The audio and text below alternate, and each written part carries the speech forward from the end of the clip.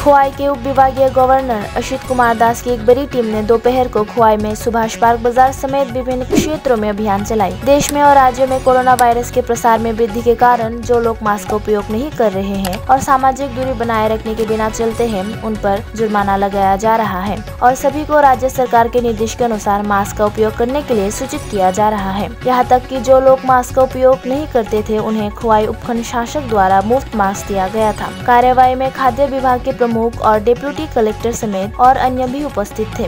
আপনারা সবাই জানেন যে কোভিডের সেকেন্ড ওয়েভ অলরেডি অনেক স্টেট এফেক্টেড হয়ে গেছে।